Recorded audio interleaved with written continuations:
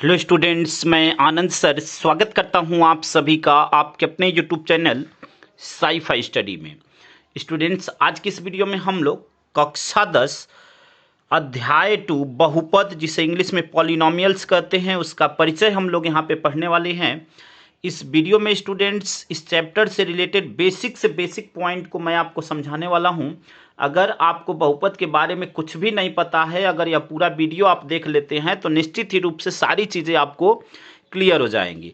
मैं इसमें चर अचर क्या होता है, पद क्या होते हैं, विधि व्यंजक क्या होता है, समीकरण क्या होते हैं, बहुपद क्या होते हैं, बहुपद को कैसे पहचानते हैं, शून्य कैसे निकालते हैं, सारी चीज़ें मैं इस वीडियो में आपको बताने वाला हूँ।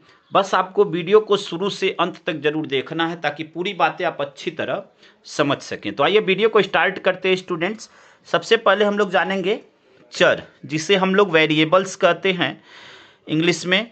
अब चर होते क्या हैं? ऐसी राशियां जिसका मान बदलता रहता है उन्हें चर राशियां कहते हैं, जैसे X Y Z A B C P Q R आदि।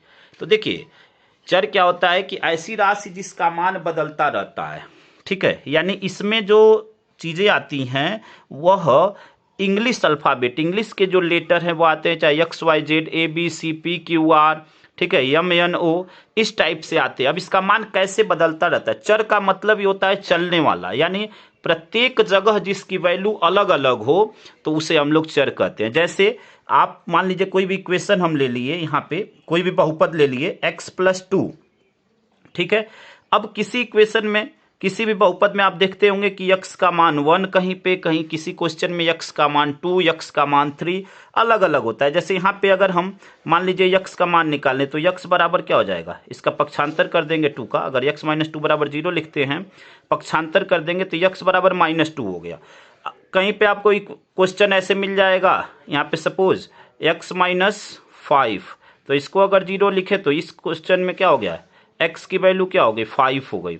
यानी x का मान प्रत्येक जगह क्या हो रहा है, बदल रहा है। आप यहाँ पे देख रहे हैं इस क्वेश्चन में -2 आया है, यहाँ पे 5 आ गया। यानी यहाँ पे जो चर राशियां होती हैं उसका प्रत्येक जगह जो वैल्यू होती है वह बदलती रहती है। यानी चर का मतलब ये होता है चलने वाला, या वेरिएबल मतलब बदलने वाला। यानी प्रत्येक जगह किसी क्वेश्चन में उसका मान 1 हो सकता है, किसी क्वेश्चन में 2 हो सकता है, किसी क्वेश्चन में -1, किसी में 1/2।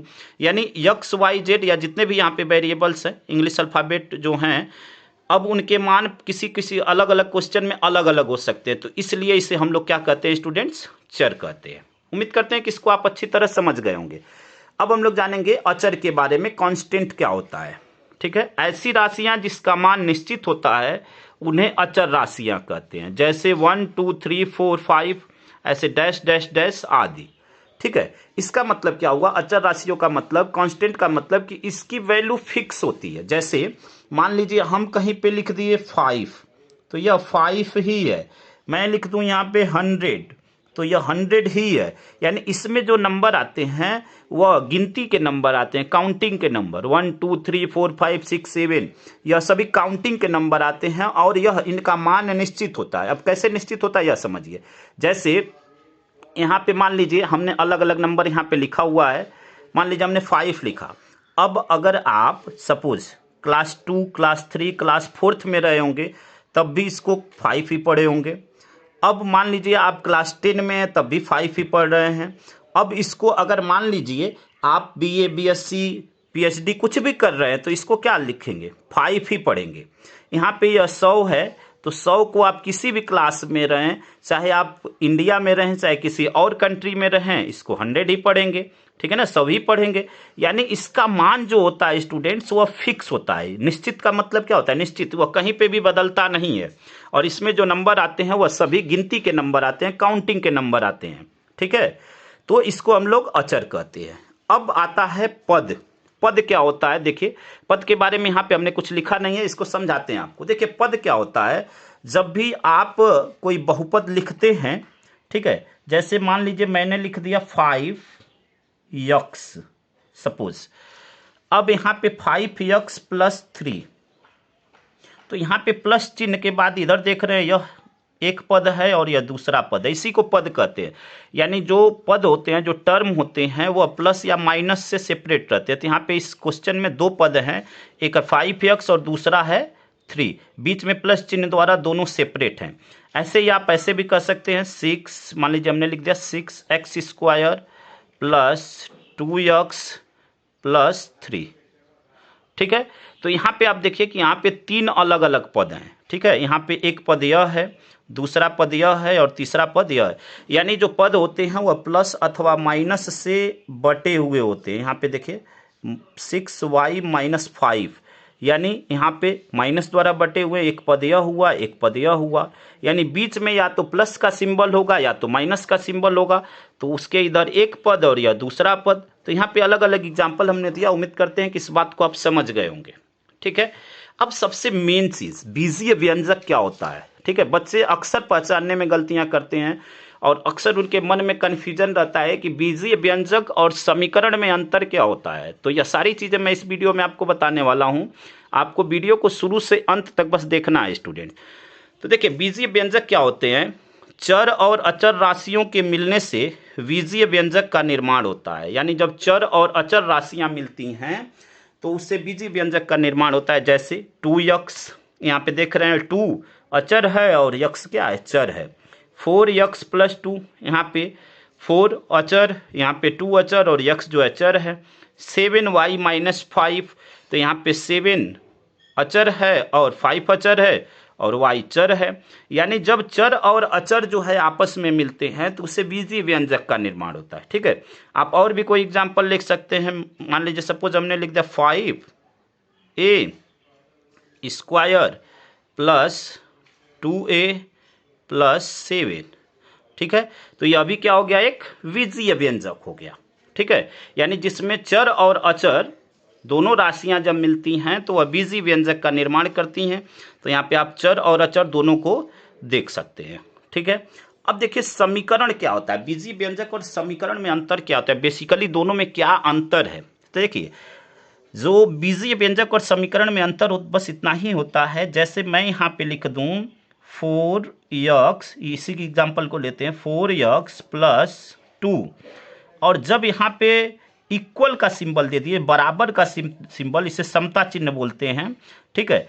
और इसके बराबर में सपोज हमने लिख दिया 5।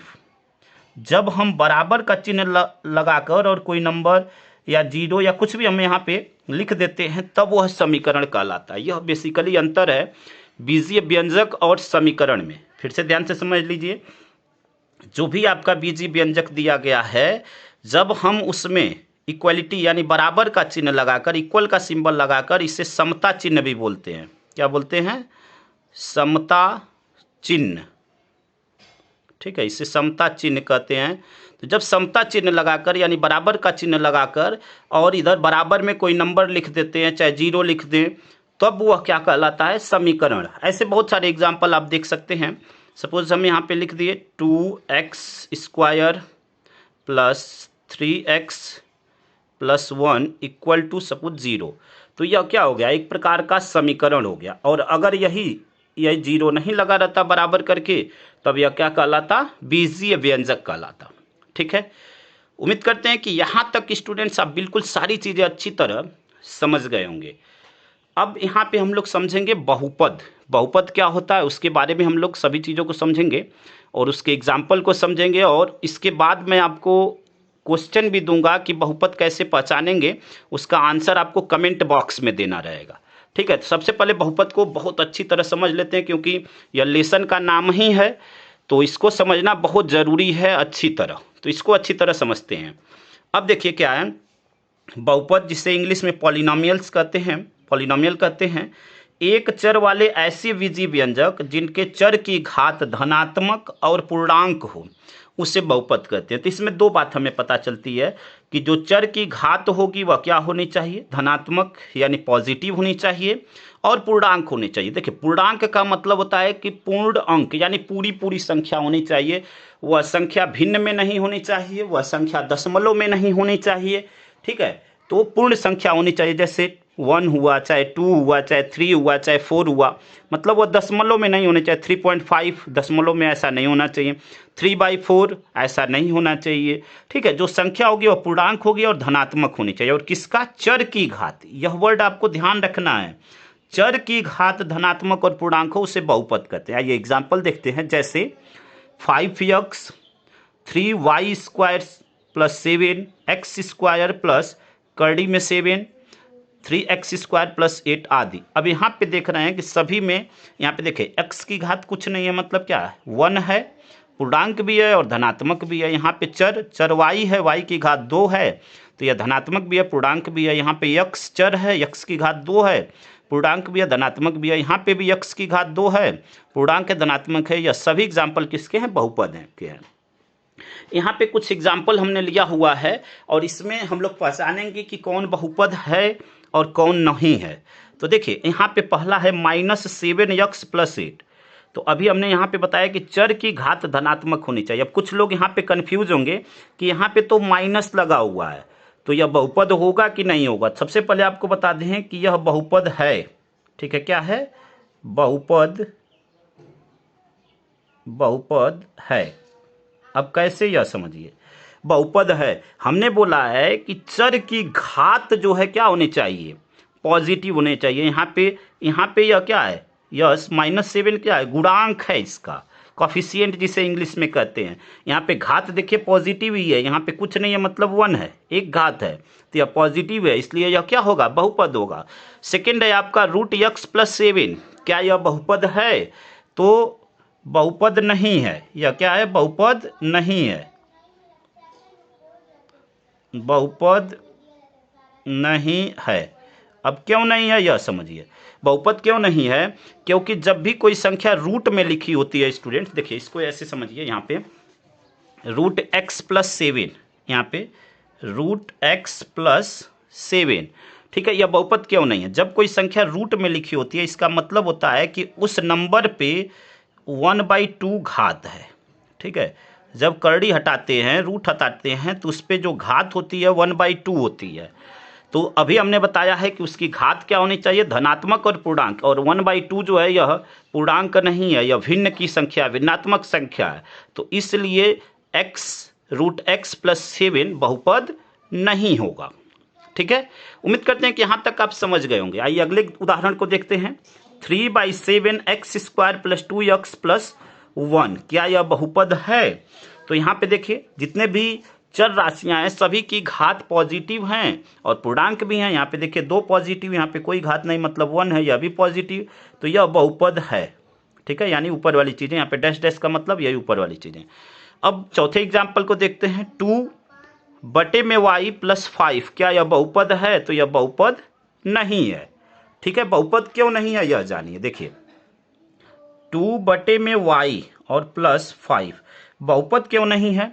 जब इस y को स्टूडेंट्स हम ऊपर लेकर जाएंगे तो देखिए यहाँ पे कोई घात नहीं है, मतलब 1 है। ठीक है, और जब ऊपर लेकर जाएंगे तो यह घात क्या हो जाता है? माइनस हो जाता है। ठीक है, यह घात क्या हो जाता है? माइनस हो जाता है। ठीक है, तो जब हम ऊपर लेकर जाएंगे तो यह माइनस हो जाएगा, यानी अभी हमने पढ़ा है कि घात क्या होनी चाहिए? धनात्मक होनी चाहिए, और यहाँ पे हम देख रहे हैं कि घात ऋणात्मक है, इसलिए यह जो है बहुपद नहीं होगा, यह बहुपद नहीं है। ठीक है, तो उम्मीद करते हैं कि इस उदाहरण को आप समझ गए होंगे। अगले उदाहरण को देखते हैं। उदाहरण नंबर 5 है y(x⁻² प्लस 3x प्लस 4। तो यह बहुपद है या नहीं है? तो यह बहुपद नहीं है, नहीं है, बहुपद नहीं है। ठीक है, अब क्यों नहीं है? तो यहाँ पे देखिए जो घात है वह क्या है? माइनस में है, इसलिए यह बहुपद नहीं है। यहाँ पे देखिए अगला उदाहरण y² प्लस √y प्लस 2। क्या यह बहुपद है? तो यह भी बहुपद नहीं है। ठीक है, नहीं है, बहुपद नहीं है। क्यों नहीं है? तो देखिए यहाँ पे y पे पावर 2, यह तो पॉजिटिव है और पूर्णांक भी है, लेकिन यहाँ पे देखिए √y है, और जब √y में होगा तो यहाँ पे इस पे घात क्या हो जाएगी? 1/2 हो जाएगी, जो कि धनात्मक तो है लेकिन पूर्णांक नहीं है, एक भिन्नात्मक संख्या हो जाएगी, इसलिए बहुपद नहीं है। अब कुछ लोग सोच रहे होंगे कि सर आप यहाँ पे कैसे बताए कि यह बहुपद है। तो यहाँ पे देखिए √7 लिखा हुआ है। √7 जो है यहाँ पे आप देख रहे हैं, यह √7 यह चर राशि नहीं है। और यहाँ पे अभी डिफिनीशन में दिया है कि चर की घात धनात्मक और पूर्णांक होनी चाहिए। तो यह चर नहीं है, इसलिए यह क्या है, एक बहुपद होगा। अब मैं आपको बहुपद से रिलेटेड कुछ उदाहरण देता हूं, जिसका आंसर आपको कमेंट बॉक्स में देना होगा कि इसमें से कौन बहुपद है अथवा नहीं है। तो यहाँ पे आप देख सकते हैं, यहाँ पे 10 एग्जाम्पल है। इसका आंसर स्टूडेंट्स आपको कमेंट बॉक्स में देना है। फर्स्ट है x² + 4x + 4। इसमें दोनों मिक्सअप है, कुछ बहुपद हैं कुछ नहीं है। तो इसका आंसर आपको कमेंट बॉक्स में देना है। सेकेंड है x + 1/x। थर्ड है 3x² + √x + 7। फोर्थ है -5x² + 8x + 3। फिफ्थ है 3x² + √2x + 6। सिक्स है 5/x² + 3x + 2। सेवेंथ है x⁴ + 2। एट है x² + 2/x + 1। ठीक है। नाइन्थ है √6x + 4। और टेंथ है y⁻⁻4 + 3y² + 5। तो यह 10 क्वेश्चन है, आप अच्छी तरह देख लीजिए। इन सभी का आंसर आपको कमेंट बॉक्स में देना है कि कौन सा बहुपद है और कौन सा नहीं। आप नंबर डालेंगे, जैसे फर्स्ट नंबर बहुपद है तो आप लिखेंगे फर्स्ट बहुपद है। ठीक है। तो जो बहुपद होगा उसको लिखना है बहुपद है, और जो नहीं है उसको बताना है कि बहुपद नहीं है। तो इन सभी का आंसर आपको कमेंट बॉक्स में देना है। उम्मीद करते हैं कि यहाँ तक स्टूडेंट्स आप बहुत अच्छी तरह समझ गए होंगे। देखिए वीडियो थोड़ा सा लंबा हो सकता है, लेकिन इस बात की गारंटी है कि मैं पूरी चीज़ें आपको बहुत अच्छी तरह समझाने वाला हूँ। आइए अगले टॉपिक को देखते हैं स्टूडेंट्स। अगला टॉपिक है बहुपद की घात। तो देखिए यह क्या है, किसी बहुपद की सबसे बड़ी घात को बहुपद की घात कहते हैं। जैसे 5y³ - 3y² + 4y + 2।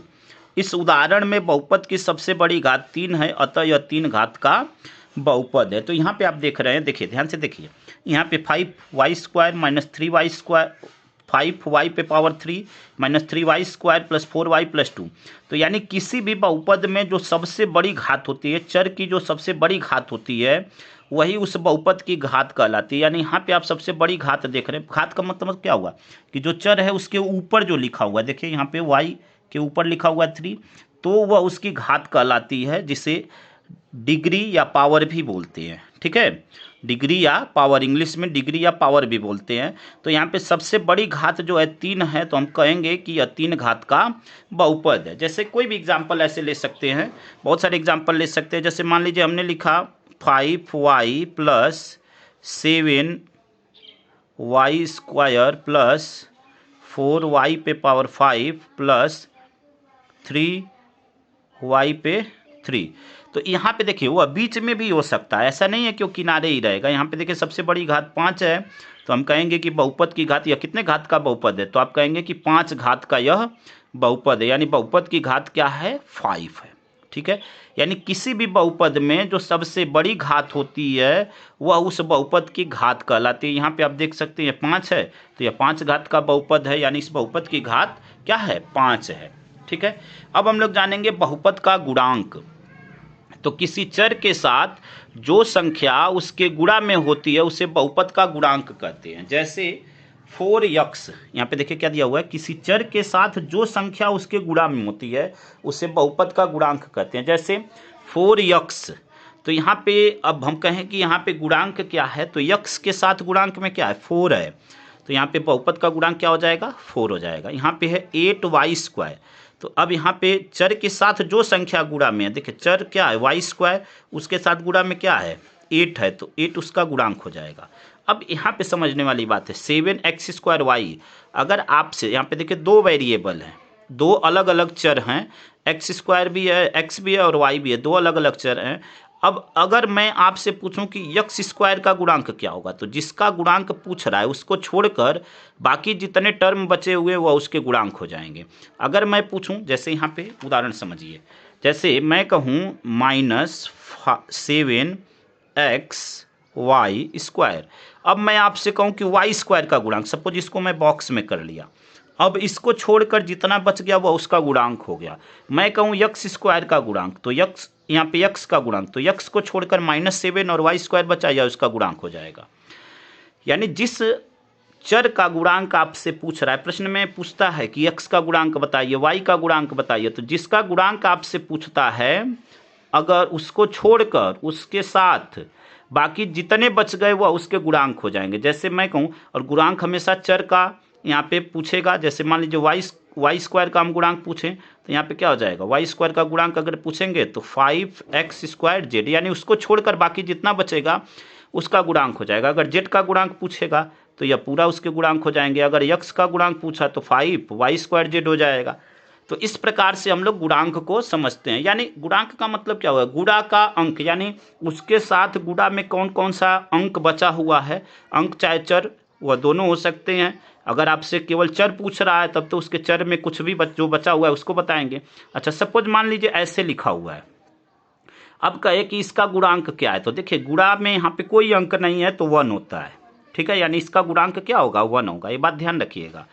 ठीक है, अगर उसके गुणांक में कुछ नहीं लिखा हुआ है, मैं कहूँ कि यहाँ पे y का गुणांक क्या होगा, तो इसके गुणांक में कुछ नहीं है मतलब यहाँ पे 1 है, तो इसका गुणांक क्या होगा, 1 होगा। ठीक है, अगर आपसे केवल चर पूछा है तो केवल चर को लिखेंगे। अगर आपसे सिंपल पूछा कि z का गुणांक क्या होगा, तब बाकी जितने भी टर्म, जितने भी चर वहाँ पे बचे रहेंगे उसको छोड़कर उन सभी को लिखते हैं। ठीक है, तो यह था उसका गुणांक। अब सबसे मेन चीज़ बहुपद के प्रकार। देखिए वीडियो थोड़ी सी लंबी हो सकती है, लेकिन प्रत्येक चीज़ इस बात की गारंटी है कि निश्चित ही रूप से आपको जरूर समझ में आएगी।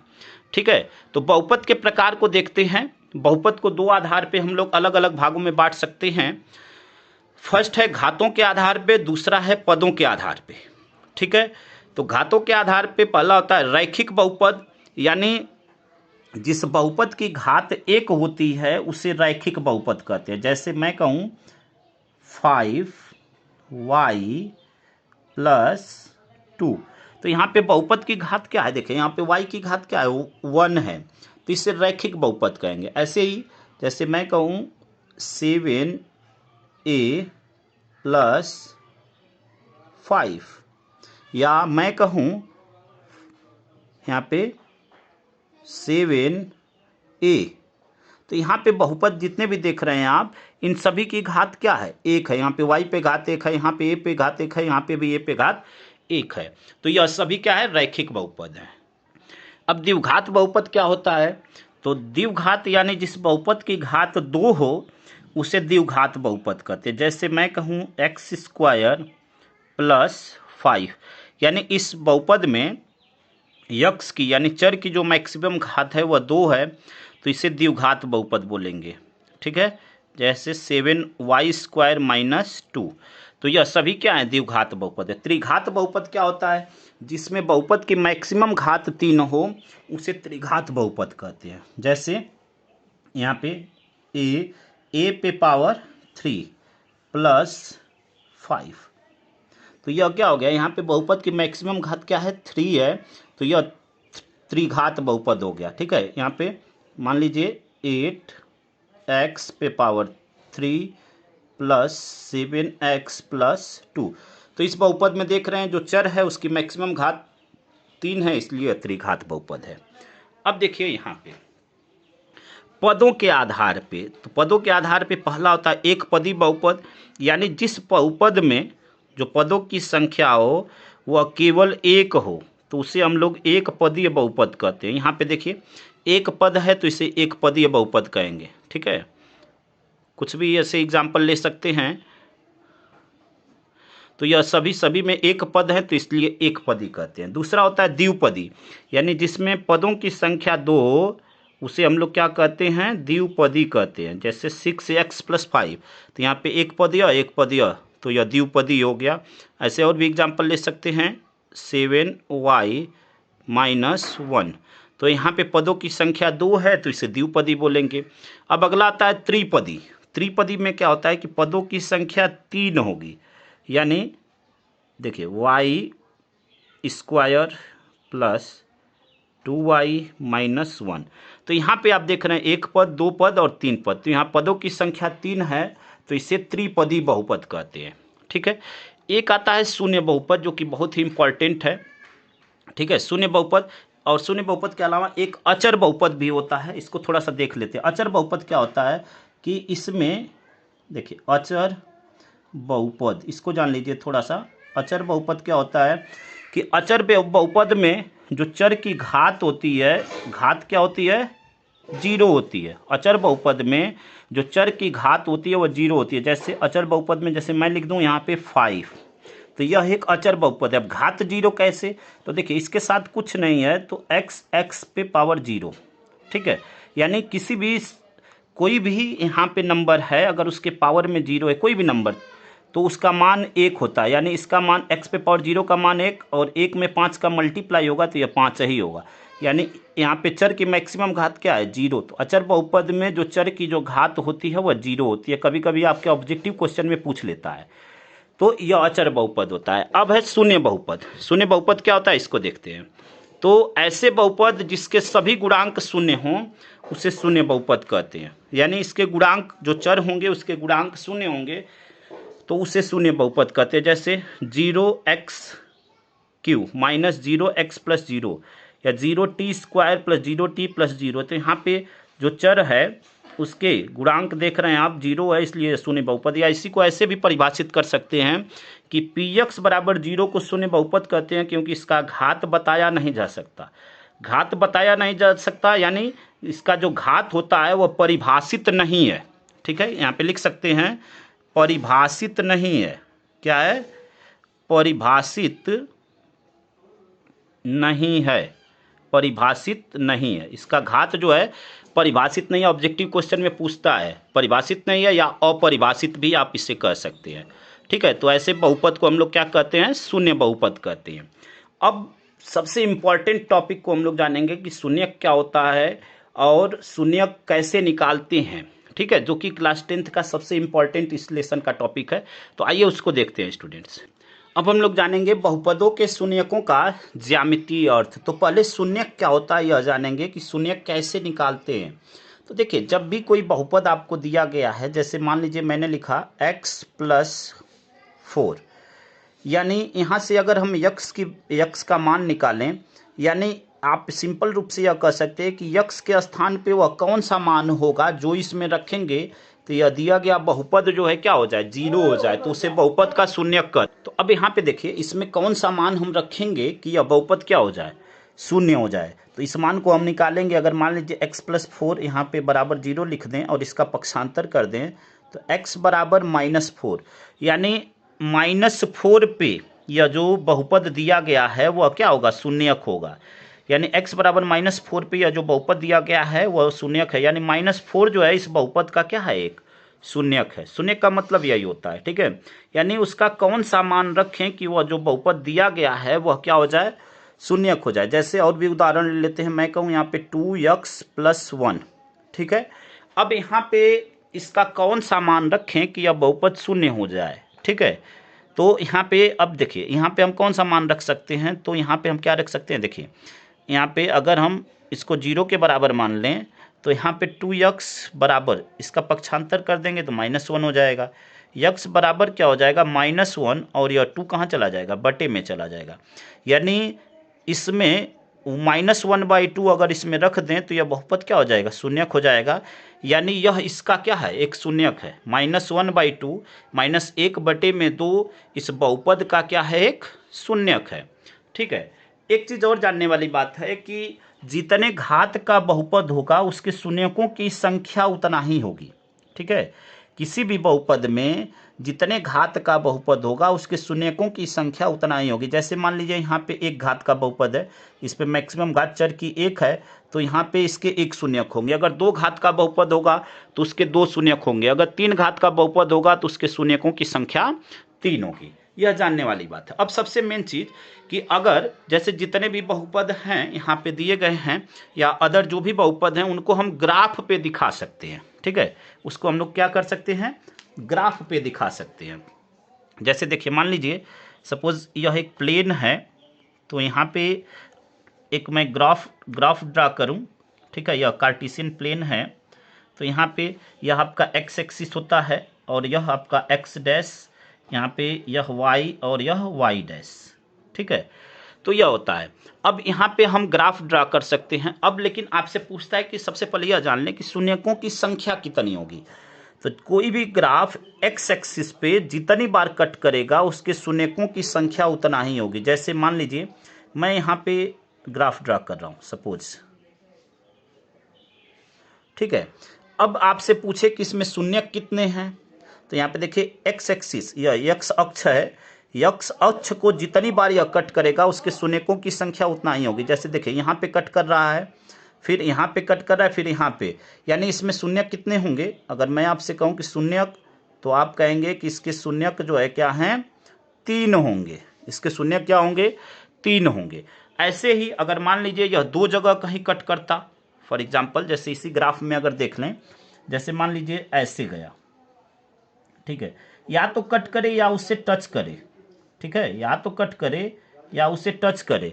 तो यहाँ पे आप देख रहे हैं कि यहाँ पे 2 जगह कट कर रहा है, तो इसके शून्यकों की संख्या, अगर इसको कहूँ इसके शून्यकों की संख्या, तो इसमें जो शून्यक होंगे वह कितने होंगे, 2 होंगे, ठीक है, या इसके शून्य कितने होंगे, 2 होंगे। तो वह लाइन या तो उसे कट कर सकती है अथवा उसे, जैसे देखिए उसे या तो कट कर सकती है या उसे टच भी करेगी, तब भी वह उसका शून्यक होगा। जैसे देखिए यहाँ पे दिखाते हैं, जैसे मान लीजिए यह है, अब कोई ग्राफ ऐसे गया, यानी एक्स एक्सिस को क्या किया, टच किया, तो इसके शून्यक कितने होंगे, 1 होंगे। यहाँ पे जो शून्यक होंगे वह क्या होंगे, 1 होंगे। शून्यक क्या होंगे, 1 होंगे। यानी जो रैखिक समीकरण होगा, कौन सा समीकरण, रैखिक बहुपद समीकरण है, रैखिक जो बहुपद होगा, ठीक है, जो रैखिक बहुपद होगा, ठीक है, उसमें जो शून्यक की संख्या होगी वह 1 होगी।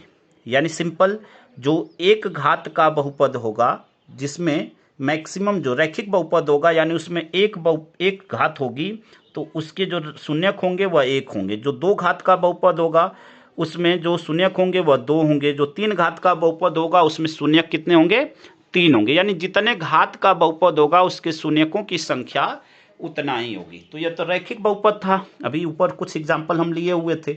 अब देखिए अगर हम सपोज द्विघात बहुपद की बात करें, द्विघात बहुपद, तो द्विघात बहुपद की बात करें तो इसको थोड़ा समझ लेते हैं, कुछ इंपॉर्टेंट चीज़ें। यह बात तो आप समझ गए कि द्विघात बहुपद क्या होगा, कि इस पे जो ग्राफ बनेगा वह उसको 2 जगह कट करेगा, ठीक है। उस एक्स एक्सिस पे जितनी जगह वह कट करेगा वह उसका जो है क्या कहलाएगा, वह उसका बहुपद कहलाएगा। अब मैं कहूँ कि इसमें शून्यकों की संख्या कितनी होगी, जैसे सपोज ग्राफ ऐसे चला गया, तो यह एक्स एक्सिस को कट ही नहीं किया, तो इसमें शून्यकों की संख्या क्या हो जाएगी, इसके शून्य क्या होंगे, 0 होंगे। इसके शून्य क्या होंगे, 0 होंगे, क्योंकि यह एक्स एक्सिस को टच ही नहीं किया। जहाँ पे या तो एक्स एक्सिस को टच करे या एक्स एक्सिस को कट करे, यहाँ पे टच कर रहा है तो इसके शून्यकों की संख्या 1 हो जाएगी। द्विघात बहुपद में क्या होता है इसको समझते हैं। यहाँ पे मान लीजिए कोई हम द्विघात बहुपद ले लेते हैं, ठीक है, बहुत इंपॉर्टेंट चीज़ है, ध्यान से समझिएगा। अब यहाँ पे कोई द्विघात बहुपद ले लेते हैं, सपोज कोई भी बहुपद ले लेते हैं, x² प्लस 5x माइनस 24। अब यहाँ पे सबसे पहले तो इसका शून्यक हम लोग निकालेंगे, इसका गुणनखंड करके। तो उम्मीद करते हैं गुणनखंड आपको आता होगा, क्लास 9th में आप पढ़े होंगे। मैं यहाँ पे करके दिखाता हूँ आपको। x², ठीक है, x², फिर आपका minus 3x plus 8x minus 24, ठीक है। अब यहाँ से x कॉमन ले लेंगे तो यह क्या हो जाएगा, x माइनस 3। यहाँ से 8 कॉमन ले लिए तो यह क्या हो जाएगा, x माइनस 3। तो यहाँ पे x प्लस 8 और x माइनस 3, ठीक है, x प्लस 8 और x माइनस 3। अब यहाँ से x, अगर इसके शून्यक की हम बात करें तो यहाँ से अगर मान लीजिए x प्लस 8 बराबर 0 करें तो x बराबर क्या प्राप्त होगा, -8 प्राप्त होगा। यहाँ पे 0 रखें तो पक्षांतर करेंगे तो माइनस है, उधर जाएगा पॉजिटिव हो जाएगा। यानी -8 और 3 इस बहुपद के 2 शून्यक हैं, ठीक है, -8 और 3 इस बहुपद के 2 शून्यक हैं। अच्छा देखिए, जो द्विघात बहुपद होता है उसका जो मानक समीकरण होता है वो होता है ax² plus bx plus c। Suppose अगर इससे इसका कंपेयर करें तो देखिए हमें a की वैल्यू क्या प्राप्त होगी, यहाँ गुणांक में क्या है, कुछ नहीं है तो 1 है, तो a बराबर 1, b बराबर क्या प्राप्त होगा 5, ठीक है, बी बराबर 5 और सी बराबर -24। ठीक है। अब यहाँ पे एक चीज़ और देखिए, यहाँ से क्या करें, अगर हम सपोज इन दोनों या जो दोनों वैल्यू आई है, ठीक है, इसको अगर हम ऐड करते हैं -8 + 3, ठीक है, -8 + 3, और यह बराबर कर दें किसके, 5 -5, यानी -5 और बटे में 1, -5 बटे में 1, तो हम देखेंगे कि यहाँ पे यह दोनों क्या होंगे, बराबर होंगे। ग्राफ वाली बात तो आप समझ गए होंगे कि यदि घात बहुपद है, इसके 2 शून्यक होंगे और यह एक्स एक्सिस पे 2 जगह कट करेगा। अब यह जानने वाली बात है, देखिए यह दोनों आपस में बराबर होंगे। कैसे, तो देखिए यहाँ पे क्या हो जाएगा, -8 + 3, तो यह -5 हो जाएगा बराबर, और यहाँ पे क्या हो जाएगा, -5। तो यहाँ पे आप देख रहे हैं कि यह दोनों क्या हैं, बराबर हैं। यानी अगर यह जो शून्यक आए हैं, अगर इसका नाम मैं अल्फ़ा रख दूं और इसका नाम मैं बीटा रख दूं, तो यहाँ से हम क्या कह सकते हैं कि अल्फ़ा प्लस बीटा बराबर, देखिए यहाँ पे यह किसकी वैल्यू है, बी की, और माइनस फार्मूले से है, तो -b और बटे में a, यानी अल्फ़ा प्लस बीटा जो होगा -b बटे a के बराबर होगा। यहाँ पे अभी आप देख सकते हैं अल्फ़ा -8 और बीटा क्या है 3, और माइनस, ठीक है, -b/a, तो -5 और /1, तो हम देख रहे हैं कि दोनों बराबर हैं, तो यहाँ से कह सकते हैं कि अल्फ़ा प्लस बीटा बराबर -b/a। यहाँ से यह भी हम फाइंड आउट कर सकते हैं कि अल्फ़ा इंटू बीटा, ठीक है, क्या, अल्फ़ा इंटू बीटा, तो वह किसके बराबर हो जाएगा, c/a के। अल्फ़ा इंटू बीटा बराबर c/a। इसको चेक कर लेते हैं। तो देखिए अल्फ़ा की वैल्यू क्या है, -8, बीटा की वैल्यू क्या है 3, इक्वल टू सी की वैल्यू क्या है -24, और ए की वैल्यू क्या है 1। यहाँ पे मल्टीप्लाई हो जाएगा, तो 8 का 3 में गुणा तो 24 हो जाएगा, माइनस से तो माइनस लगाएंगे, और यहाँ पे -24। तो आप देख रहे हैं कि अल्फ़ा इंटू बीटा यह भी आपस में बराबर हो गया। यह दो जो है बहुत इंपॉर्टेंट फार्मूले हैं, ठीक है, जिसे देखिए अल्फ़ा और बीटा को हम लोग क्या कहते हैं, शून्यकों का योग। इसको हम लोग क्या कहते हैं, शून्यकों का योग। क्या कहते हैं, शून्यकों का योग। और इसको क्या कहते हैं, शून्यकों का गुणनफल।